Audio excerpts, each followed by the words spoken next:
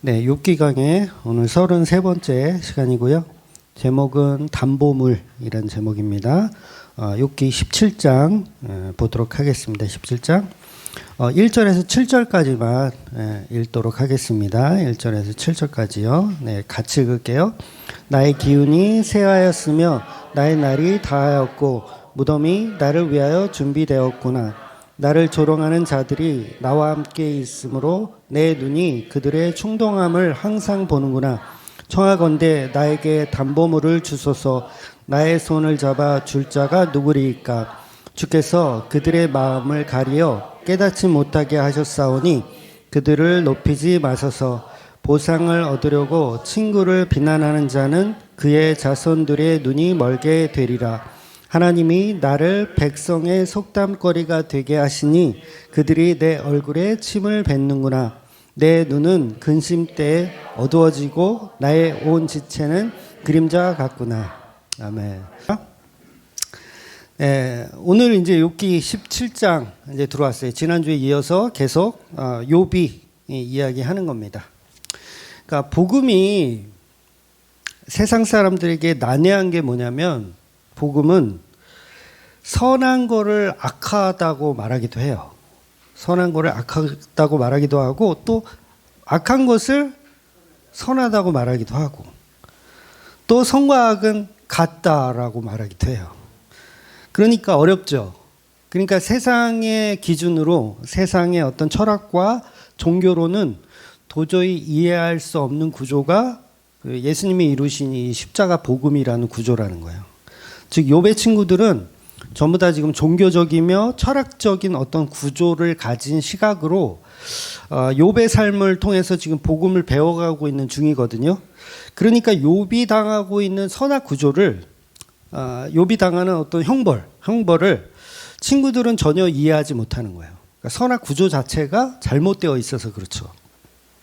그래서 본인들이 판단하는 선악 구조를 가지고 있기 때문에 저와 여러분도 마찬가지죠. 세상 사람들도 그렇고 전부 자기가 판단하는 선악 구조로 복음을 판단하기 때문에 이게 맞지가 않는 거예요. 그런데 복음이 들어오면 그 판단 자체가 어떤 엉터리 판단이었다라는 걸 알게 되죠. 복음이 우리 안에 들어오면 내가 갖고 있는 선악 체계가 잘못됐구나. 이게 선인 줄 알았더니 그게 오히려 악이고 악한 건 줄 알았더니 이게 오히려 선이고 또 선과 악은 같기도 하고 이렇게 되더라는 거예요. 그래서 본문 12절 보면 참 의미심장한 이야기들이 욥기에서는 굉장히 많이 나와요. 굉장히 시적이라고 할 수가 있죠. 12절 보면 그들은 밤으로 낮을 삼고 빛 앞에서 어둠이 가깝다. 선악 구조가 완전히 뒤죽박죽이죠. 그들은 밤으로 낮을 삼고 빛 앞에서 어둠이 가깝다라고 이야기하더라는 거예요. 그러니까 12절 말씀처럼 세상은 무엇이 빛인지 무엇이 어둠인지 모르고 있는 거예요. 몰라요. 그냥 복음을 이해하는 게 쉬워요, 어려워요? 어려워요. 지금이 낮인지 지금 밤인지. 그러니까 나는 빛이라고 생각하면서 막 세상에 빛과 소금으로 살아야 된다. 우리 흔히 교회에서 그러잖아요. 그냥 막 빛인 줄 알아, 자기가. 막 빛인 줄. 근데 복음이 딱 들어오니까 내가 빛이에요, 아니에요? 빛이 아니고 오히려 어둠이야. 소금인지 알았더니 소금도 아니야. 그러니까 복음이 들어와서 너는 어둠이다라고 얘기하더라는 거예요. 그러면 우리는 내가 빛인 줄 알았어. 내가 세상 사람들을 다 밝히는 빛인 줄 알았는데 복음이 딱 들어와서 너는 어둠이래. 그러면 화가 나요, 안 나요? 화가 나는 거예요. 그럼 어떻게 해요? 짱돌을 들어다가 그런 얘기를 하는 자를 돌로 쳐버리는 거죠. 그러니까 내가 정한 선악 구조를 훼손하는 자를 싫어해요. 내가 정한 거야, 이건. 이건 선이고 이건 악이야. 이걸 정했는데 그거 아니라고 하니까 대드는 거죠. 누구한테? 하나님께 우리가 대드는 거예요. 그래서 하나님은 선악과 먹은 그 자체를 죄로 여기고 계신데 우리는 그 죄가 무엇인지를 모르고 계속 판단하고 있더라는 거죠. 그런데 보세요. 예수님도 십자가에서 돌아가실 때 정오, 햇빛이 가장 중천에 뜨고 있는 그 낮 12시에 태양의 빛이 사라지고. 그러니까 이게 태양의 빛이 사라졌다는 게 이게 무슨 계기 일식인지 뭔지는 정확히 몰라요. 일단은 빛이 사라지는 거예요. 그러니까 어둠으로 만들어 버리시는 거예요. 빛을 어둠으로 만드는. 그래서 요한복음 또 8장 12절을 보면 나는 세상의 빛이니 나를 따르는 자는 어둠에 다니지 아니하고 생명의 빛을 얻으리라. 그러니까 예수님을 따르는 자가 뭐라는 거예요? 빛이래요. 어둠에 있지 않대요. 그래서 세상은 이런 빛과 어둠이 무엇인지 모르기 때문에 복음을 이해할 능력이 없는 겁니다. 그래서 빛과 어둠을 제대로 알려면 반드시 성령의 은혜가 필요한 것이고 그 성령이 우리에게 주시는 지혜, 그 지혜를 통해서 복음을 이해할 수 있는 거죠. 그래서 지난주에 이어서 오늘 본문을 계속해서 이제 욥이 하는 대사인데 욥은 계속해서 친구들과 하나님을 이렇게 비난하고 있어요. 욥의 대사인데 욥이 친구들과 하나님을 비난하고 있어요. 얼마나 심하게 비난하고 있냐면 5절에 보면 욥은 친구들을 향해서 이렇게 얘기합니다. 그의 자손들의 눈이 멀게 되리라. 심해요? 안 심해요? 심하죠. 너희 자손들의 눈이 멀게 되리라. 친구들은 욥한테 침을 뱉은 적이 없죠. 침을 뱉은 적 없는데 왜 너는 나한테 침 뱉어? 라고 얘기하는 거야. 그러니까 6절 보면 하나님이 나를 백성의 속담거리가 되게 하시니 그들이 내 얼굴에 침을 뱉는구나. 그러니까 지독하리만큼 욥은 하나님도 친구들도 그리고 자기 자신도 모두 저주하고 있는 거예요. 다 저주야. 욥은 완전히 망가져 가고 있어요. 이미 망가졌죠. 망가져 있어요. 그러니까 14절 보면 저주의 극치를 말하는데 뭐라고 말하냐면 무덤에게 말하기를 너는 내 아버지라. 구더기에게 말하기를 너는 내 어머니라. 구더기한테 어머니래요. 내 자매이며 형제라고 얘기하는 거죠. 어떻게 이런 끔찍한 표현을 욥이 할 수 있을까? 여러분이면 구더기를 엄마라고 부를 수 있겠어요? 구더기가 내 엄마다. 그러니까 평범한 인간이라면 한 번도 상상할 수 없는. 그러니까 어떻게 구더기를 엄마라고 표현을 해요? 이건 욕과 같이 끔찍한 고통을 경험하지 않으면 절대로 나올 수가 없는 표현이라는 거예요. 이거는 집에서 곱게 자란 애들은요 표현 못해요 절대. 그래서 진짜 시인이나 막 그런 사람들 있죠. 그런 사람들의 인생을 보면 보통 인생이 아닐 때가 많아요. 그래서 저런 좋은 작품이 나오는구나 할 수 있는 거죠. 그래서 시련도 많이 겪은 사람들이 가사를 잘 쓰잖아요. 찌질한 가사들 막 이렇게. 잘 모르세요? 그래서 지난주와 마찬가지로 본문의 내용은 욥은 자기가 겪는 일을 말하는 것이 아니고 예수님이 받으시는 십자가의 고통을 성령의 감동으로 말하고 있는 거예요. 그래서 사람들이 욥을 향하여 침을 뱉은 적이 없는데도 내 얼굴에 침을 뱉는구나라고 욥이 이야기하더라는 거죠. 그러니까 욥은 있지도 않은 이야기를 하고 있지만 사실은 예수 그리스도께서 당하신 일을 성령의 감동으로 마치 있는 것처럼 이야기를 하고 있는 거죠. 그런데 이런 십자가의 고백들이 얼마나 처참한지 무덤을 아버지라 부르고 구더기를 어머니라 부르더라는 거예요. 그러니까 대부분 우리가 저와 여러분이 믿음이 있는 사람들이니까 나중에 죽어서 천국에 가면 그런 생각 하잖아요. 예수님 만나고 그 다음에 하나님도 만나고 그리고 나아가서는 먼저 가신 우리 뭐 부모님이나 어떤 친척들, 형제 자매들 만날 생각을 하잖아요. 그런데 구더기가 내 어머니다라는 생각을 할까요? 절대 할 수가 없는 거예요. 우리는 먼저 가신 선배들을 만날 것에 가슴 벅차하는 게 그게 보편적인 사람들의 모습이라는 거. 보편적인 신앙인들의 모습. 그러니까 저도 사도 바울을 만나보면 또 베드로를 만나보면 개인적으로 좀 묻고 싶은 것들이 있기는 해요. 좀 그때의 상황을 좀 이렇게 어떤 느낌이었는지 좀 물어보고 싶고 뭐 이런 게 있을 거 아니에요. 그리고 저 다윗 형이 또 개인적으로 되게 보고 싶어요. 왜냐면 같이 이렇게 찬양 집회를 하는 게 옛날부터 꿈이었거든요. 다윗 형하고 죄송합니다. 그러니까 우리는 이렇게 천국을 소망하면서 꿈을 꾸잖아요. 그러니까 저와 여러분은 다 믿는 사람이니까 그런 상상을 한두 번쯤은 해보셨을 텐데, 근데 지금 욥은 그런 상상이 아니라 나 지옥 갈 거야 이러는 거야. 나 지옥 갈 거야. 구더기는 내 어머니야. 난 그분에게 갈 거야. 구더기 분한테 갈 거래요. 그 지옥 가겠다고 얘기하는 거예요. 그러니까 지옥 가서 지옥 가신 분들에게 뭐 어떻게 하겠다는 거예요? 복음 전할 거라는 건가? 여러분 그런 거는 스님들이나 하는 생각입니다. 우리는 아무리 이 세상이 힘들고 괴로워도 하늘의 소망을 갖고 예수를 빛으로 여기며 살아가는데, 그런데 욥은 오늘 본문에서 빛에 거하는 것이 아니고 내가 죽어서 갈 곳은 무덤이며 그 무덤은 내 아버지이며 내 어머니는 구더기다라고 얘기하는 거예요. 그러니까 이건 처절한 몸부림, 욥의 삶의 처절한 몸부림. 불교에서는 지옥을 이제 8군데로 이렇게 표현했더라고요. 8군데로 나누었어요. 그래서 이걸 파멸지옥이라고 하는데, 가장 아래에 있는 무서운 지옥이 이제 아비지옥이라 그래요. 아비지옥. 그래서 아비지옥이 얼마나 고통스러우냐면, 불 속에다 이렇게 사람을 집어넣는데, 그냥 집어넣는 게 아니라 껍데기를 다 까가지고 살 껍데기를 다 까가지고 살가죽을 벗긴 다음에 불 속에 집어넣는데요. 그리고 이 매가 있는데, 매가 이게 부리가 쇠로 된 부리야. 매가 쇠로 된 부리로 눈가를 이렇게 파먹는데요. 끊임없이 고통받는 지옥, 아비지옥. 심지어는 고통의 간격이 없대요. 보통 다른 지옥들은 그래도 막 이 새가 와서 괴롭히다가 잠깐 쉬는 탐이 있을 거 아니에요.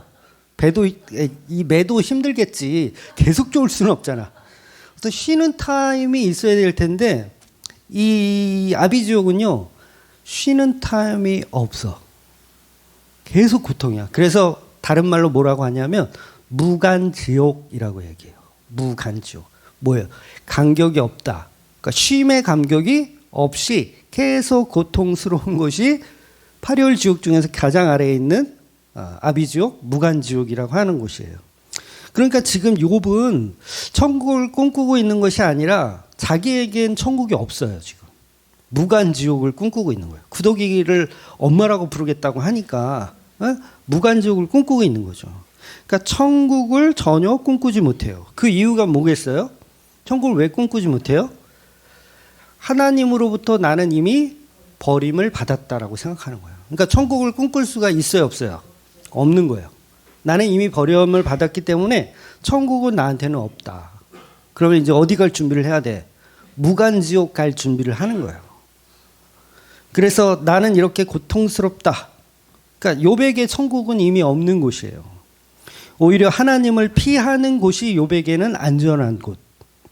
하나님 피해서 좀 하나님과 떨어져 있는 곳이 안전한 거. 하나님은 어떤 사람? 계속 나를 괴롭히고 죽이려고 하는 사람. 그래서 죄인된 우리 인간들은 어떻게 해서든 하나님의 낯을 피하여 도망 다니려고 하는 거예요. 왜? 하나님은 나를 죽이는 사람이니까. 그렇잖아요. 선악과 먹었으면 하나님한테 죽을 일밖에 없어. 그러니까 도망가죠. 열심히 도망가요. 하나님을 피해서 도망가. 그러니까 세상 사람들이 지금 딱 그 모습이에요. 하나님을 피해서 도망가는 게 가장 안전하고 가장 행복하다라고 생각하는 거예요. 그러니까 제가 교회 다니지 않는 친구들한테 교회 좀 나와라, 응? 이렇게 말하면 그것은 정말 수십억을 주는 것보다도 더 위대한 일을 하는 거거든요. 사실은 복음을 들어라, 예수님 만나야 된다, 이 자체가 수십억을 줘도 바꿀 수 없는 어마어마한 보화를 설명하고 이야기하는 건데, 친구들의 반응은 어떨까요? 네, 가치 없게 여기죠. 가치 없게 여겨요. 쉽게 얘기해서 너나 많이 다녀. 너나 많이 다녀.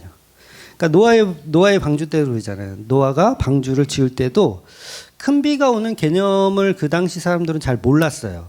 비가 막 홍수같이 온다 이런 거 몰랐어요. 왜냐하면 그 당시는 안개처럼 이렇게 지면을 덮었다 그러거든요. 그러니까 이슬비 정도만 온 거예요. 그러니까 이 식물이 자랄 수 있을 정도의 딱 그 정도 수준의 이슬비 정도만 내렸어요. 그런데 노아가 산에다 배를 만들어. 그러니까 사람들은 비아냥거릴 수밖에 없죠. 근데 그게 어마어마한 가치인데, 그 노아의 방주가 어마어마한 가치인데 그들은 그 가치를 알아보지 못하고, 그러니까 하나님을 피해서 계속 도망가는 거예요. 세상 사람들이 모두. 그러니까 욥도 하나님을 피해서 지금 도망가고 싶은 거예요. 나는 지옥 간다. 나는 무덤이 내 아버지고 구더기는 나의 친구이며 자매이다. 처절한 버림받음을 이야기하고 있는 거. 바로 이것이 십자가에 죽으시는 예수님이 당하시는 고통이라는 거예요. 즉 천국은 욥이 가고 싶다고 해서 갈 수 있는 곳이 아니에요. 자기가 당하는 고통을 통해서 철저히 버림받음으로 십자가를 배우고 있는 거죠. 그런데 15절 보면 희망이 어디 있으며 나의 희망을 누가 보겠느냐. 우리가 쉴 수 있는 곳은 흙 속에, 즉 스월이라고 하는 지옥이죠. 지옥의 문으로 내려가는 것뿐이다. 그러니까 우리는 지옥을 사는 게 결론이에요. 욥은 나는 지옥을 사는 게 결론이다. 창세기에 보면 그 요셉이 죽었다는 소식을 들었을 때, 야곱은 자기가 사랑하는 아들이 죽었다는 소식을 들었을 때 이 본문에 나오는 욥과 거의 비슷한 대사를 쳐요. 그러니까 야곱이 슬퍼하며 천국 가서 이제 내 아들을 만나는 방법밖에 없구나, 이렇게 노래해야 될 것 같은데, 야곱이 아들이 죽었어요. 그러면 천국 가서 만나는 방법밖에 없군요, 하나님, 막 이래야 되는데 야곱은 그렇게 기도하지 않아요. 뭐라고 기도하냐면 내가 스월, 지옥으로 내려가 아들을 만나리라, 이런 표현을 해요. 그러니까 욥하고 야곱이 똑같은 얘기를 하는 거예요. 천국이 있어요, 없어요? 야곱에게 천국이 없어요. 요셉이 죽어버렸으면 자기도 이미 죽은 거야. 자기도 이미 지옥 간 거야. 그러니까 성경에 나오는 이런 표현들은 전부 예수님의 십자가의 고통을 말하는 것이고, 그 고통과 또한 그것을 지켜보는 하나님, 성부 하나님의 이야기를 계속 설명하는 거죠. 결과적으로 야곱과 요셉은 하나님이 무덤에서 예수님을 부활시키는 어떤 그런 테마를 가지고 설명하고 있는 내용이었던 거죠. 결국 이렇게 극심한 고통을 욥기 17장은 말하고 있는 겁니다. 그런데 또 이게 복음이라는 게 늘 항상 뭐가 있어요? 반전이라는 게 늘 있어요. 그래서 놀라운 거예요. 반전이에요. 그냥 지옥 끝, 우리 다 같이 지옥 가서 구더기랑 빨리 자매 결혼 맺고 누가 네 어머니나 찾아라, 이래야 될 것 같은데 늘 항상 반전이 있는 게 복음이라는 거예요. 그래서 전부 어둠인 것 같은데 그 어둠 가운데서 빛을 말하는 게 욥기의 또 이게 굉장히 매력적인 특징이에요. 계속 어둠을 말하다가 뜬금없이 빛을 말해요. 그래서 신학자들도 욥기를 해석하는 게 어렵다고들 얘기해요. 그래서 웬만하면 안 다루려고 그래. 여러분, 욥기 주석은요 별로 그렇게 많지 않아요. 뭐 로마서나 뭐 이런 좀 쉽다고 표현하면 그렇지만 좀 접근성이 좋은 주석들은 많이 나오지만 욥기 같은 경우는 웬만하면 안 건드리려고 그래요. 왜 그래요? 어려워서. 빛인지 어둠인지 계속 헷갈려. 그래서 목사님들도 욥기 강의는 잘 안 하시더라고요. 좀 드물더라고요. 그러니까 여러분, 그 영화 최민식이 나온 영화 그 뭐죠? 최민식이 만두만 먹다가 이렇게 나오는 거. 만두만 먹다가 올드보이의 마지막 장면을 보면 제가 생각나는 게, 이제 그 유지태 씨가 이제 그거를 이제 다 꾸민 거잖아요. 유지태 씨가 이제 복수를 하는 거죠. 자기 누나에 대한 복수를 이렇게 하는데, 최민식 씨가 이제 나중에는 이제 막 살려달라고 막 하잖아요. 그 장면 기억나세요? 최민식 씨가 잘못했다고 막 살려달라고 그래요. 근데 그 장면이 제가 또렷하게 기억나는데, 최민식 씨가 연기를 잘하기도 했지만 살려달라고 막 그랬다가 또 멈추어서 갑자기 내가 너 뭐 가만 안 둘 거야, 막 오히려 또 회유를 해요. 너 죽여버릴 거야. 내가 가만 안 둘 거야. 그랬다가 또 아니야 잘못했어. 나 좀 살려줘. 계속 뭐예요? 계속 살려달라고 했다가 죽여버린다고 했다가 막 이랬다 저랬다 하죠. 그 모습이 욥기예요. 그래서 어렵다고 하는 거예요. 어둠만 말하면 되는데 갑자기 빛을 말해. 그러다 또 어둠을 말해. 나중에 그 영화 끝장면이 저는 기억이 나는데 그 오대수 그 씨가 그 미도를 맨 마지막 장면이에요. 이렇게 끌어안고 웃는 장면이 있어요. 그러면서 엔딩 영화 끝나요. 웃는 장면. 근데 그 웃는 그게 기뻐서 웃는 건지 아니면 슬퍼서 웃는 건지 애매해요. 그러니까 그래서 대단한 영화라고 하는 것 같아요. 그러니까 이 욥기가 도대체 이 인간이 뭘 말하고 있는 건지 정말 살려달라고 하는 건지 아니면 나 죽여라 이러고 있는 건지 헷갈려요 안 헷갈려요? 헷갈려요. 그래서 욥기는요 문자적으로 해석하면 해석이 안 돼요. 왜냐하면 이 얘기했다 저 얘기했다 하거든요. 빛을 말했다 어둠을 말했다. 막 지옥이야 나 지옥 갈 거야 이랬다가 또 한쪽에선 또 천국을 노래하기도 해요. 그래서 어떤 학자들은 본문의 번역이 욥의 친구들이 한 말을 인용해서 했기 때문에 이렇게도 표현되고 저렇게도 표현된다라고 말을 하지만 제가 봤을 땐 그런 것 같지는 않아요. 그런 건 아니고 그보다 욥기는 절망 속에서 복음을 담고 있기 때문에 예수님이 말씀하신 그 말씀들을 그 욥의 시각으로 해석을 해내고 있는 거예요. 그러니까 굉장히 좀 어려운 부분인 거죠. 그러니까 예수님이 말씀하신 밭에 감추인 보배. 그러니까 절망 속에 감추어 있는 보배를 설명하려니까 어렵게 들리는 거예요. 그러니까 예수님의 가상치론도 사실은 어려워요. 한번 생각해 보세요. 가상치론 보면 나의 하나님 어찌하여 나를 버리셨나이까. 요거는 절망이에요. 그죠? 구더기가 내 어머니이다 라고 말하는 것 같아요. 아버지 어찌하여 나를 버리셨나이까. 완전한 지옥과 절망을 노래해요. 그런데 또 한편으로는 희망을 노래하죠. 다 이루었다. 희망을 노래해요. 마지막에 내 영혼을 아버지께 맡겨드립니다. 과연 이 내 영혼을 아버지께 맡겨드립니다가 이게 절망의 노래예요? 희망의 노래예요? 두 가지가 다 들어있어. 그쵸? 그러니까 미도를 끌어안고 우는 그 오대수 맞나? 최민식 이게 기뻐서 웃는 건지 아니면 괴로움의 웃음인지. 그러니까 죽이든 살리든 아버지 뜻대로 하옵소서 이거에 맞는데 이게 과연 절망인지 희망인지 해석하기가 어렵더라는 거예요.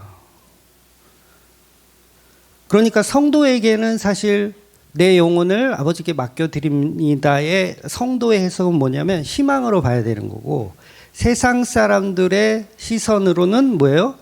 절망으로 보는 거예요. 절망으로. 예수가 더 이상 할 게 없어가지고 이제 포기했구나. 근데 예수님 포기하신 게 아니죠. 포기하신 게 아니죠. 말씀을 완전하게 지켜내시고 순종하는 모습에 내 영혼을 아버지께 맡겨드립니다. 거든요. 그래서 바로 오늘 본문에서 욥이 주장하는 게 하나님께 맡겨드리는 그 희망을 또 노래해요. 그러니까 17장이 다 절망의 내용들인데 그 중에서 갑자기 희망을 노래하는 겁니다. 그게 바로 오늘 제목이기도 한 담보물이에요. 담보물. 그러니까 주님께서 나의 보증이시니 내가 다 이룬 것을 보증해 주시고 내 영혼을 아버지께 맡겨드립니다. 라는 표현을 하는 거예요. 그러니까 다 이루었다라는 표현을 하는 거죠. 그러니까 죽이든 살리든 하나님이 알아서 해주세요. 이런 예수님의 표현이 오늘 본문의 욥도 동일하게 하더라는 거죠. 그래서 성경은 어느 부분을 읽든지 예수님이 이루신 십자가 복음이 튀어나와서 정말 그게 놀라운 거예요. 욥기를 읽더라도 욥은 계속 절망만 얘기하는데 갑자기 복음을 이야기하는 대목이 나오더라는 거예요. 그래서 오늘 제목이 담보물인데 이 말은 보증한다는 뜻이잖아요. 보증. 그러니까 마치 유다가 자기 며느리에게 도장과 끈과 지팡이를 보증하는 것처럼 담보물을 주는 거예요. 그러니까 결국 복음의 실마리를 찾아가는 거죠. 그래서 이번 본문에서 이 실마리를 던지는 겁니다. 계속 결망을 노래하다가 실마리를 딱 던져요. 그게 이제 욥기 17장 3절에서 5절 말씀인데 한번 읽어볼게요. 청하건대 나에게 담보물을 주소서. 나의 손을 잡아줄 자가 누구리까? 주께서 그들의 마음을 가리어 깨닫지 못하게 하셨사오니 그들을 높이지 마소서. 보상을 얻으려고 친구를 비난하는 자는 그의 자손들의 눈을 멀게 되리라. 그러니까 3절에서 하나님께 담보물을 달라고 기도해요. 담보물이 뭐냐면 내가 이렇게 고통을 당하고 있지만 주께서 친히 나를 보증해 주시고 내 보증이 되어 주실 주님이 있어야 됩니다라는 얘기를 하는 거죠. 그러니까 며느리가 시아버지하고 잠자리를 하는 자체가 얼마나 치욕스럽고 그게 죽어 마땅한 죄잖아요. 죽어 마땅한 죄예요. 그런데 시아버지 유다에게 뭘 받았냐면 담보물을 받은 거예요. 도장끈 지팡이를 받은 거예요. 그래서 그 담보물이 부정한 여자라서 죽을 수밖에 없는 여자인데 그 담보물을 제시함으로 인해서 살아나죠. 다말이 다말 맞나요? 네, 다말이 살아나는 거예요. 그러니까 끔찍한 지금 상황이잖아요. 끔찍한 상황 속에서 담보물을 제시하는 거. 그러니까 욥은 고통 속에서 죽어가고 있지만 반드시 하나님은 두 가지 속성을 갖고 있다라고 확신하고 있는 거예요. 계속해서 본인이 확신하고 있어요. 두 가지 속성. 어떤 속성이에요? 나를 죽이시는 하나님 따로 있고 나를 살리시는 하나님 따로 있다라고 하는 거예요. 복음이에요, 아니에요? 예수님 노래하는 거예요. 하나님은 나를 죽이시려고 하지만 반드시 그 담보물인 예수 그리스도가 있을 것이다. 그러니까 욥이 지금 누구를 희망하는 거예요? 예수님 희망하는 거예요. 하나님에게는 절망인데 하나님은 나를 죽이시는 자고 나를 지옥에 떨어뜨리시는 자인데 그런데 또 다른 하나님이 있을 것이다. 그분의 담보물이 필요하고 그분이 나를 보증해 주셔야 된다. 그래서 여러분이 천국 갔을 때 하나님이 야, 이 썩어 죽일 연놈들 왔다. 이거 다 지옥 보내라. 그런데 거기서 누가 중보를 하는 거예요? 예수님이 이들은 안 됩니다. 이들은 나의 여자입니다. 나의 친구입니다. 나의 성도입니다. 이렇게 말해주잖아요. 그분이 바로 담보물이며 보증인인 거예요. 그러니까 복음이죠. 그러니까 욥이라는 인생 자체가 지옥 가도 마땅한 인생인 것 같아. 그런데 누구의 보증이 필요하다? 예수님의 보증이 필요하다고 이야기하는 거예요. 그러니 저와 여러분의 담보물은 누구예요? 예수님 뿐인 거예요. 십자가에 죽으신 그 예수님. 나는 비록 지금 고통스러워. 고통스럽죠, 여러분? 구더기하고 친구하고 계시죠? 구더기가 어머니죠? 자매고 형제잖아요. 그런데 그 고통 속에서도 나를 보증해 주시는 또 다른 하나님, 그 예수 그리스도가 있다라는 거죠. 그래서 욥은 목매달아 죽지 않는 이유가 뭐냐면 그 예수님을 희망하고 있는 거예요. 이제 나중에 나오지만 희망을 계속 노래해요, 욥이. 근데 그 노래하는 그 희망의 본질은 예수 그리스도라는 거죠. 하나님이신데 또 다른 하나님. 그래서 이게 삼위일체인 거예요. 삼위일체. 그러니까 성부 하나님도 그 성자 하나님의 십자가 때문에 우리를 용서하시는 거지. 지옥에 안 보내시는 거지. 그래서 우리 인생에서 가장 속편한 건요, 욥의 인생이잖아요. 욥이 지금 가장 속편한 건 뭐냐면 내 인생을 그냥 맡겨드리는 거예요. 예수님이라는 그 보증, 중보자이신 그분께 맡겨드리는 거. 여러분 병원에서 진료받을 때 막 긴장하고 막 무섭잖아요. 뭐 치과 같은 데 가거나 뭐 그러면 굉장히 무섭죠. 무서울 때 제일 좋은 방법은 의사에게 내 몸뚱아리를 맡겨드리는 거예요. 죽이든 살리든 알아서 해주세요. 그래서 저와 여러분이 피조물이라면 창조주를 믿어야 됩니다.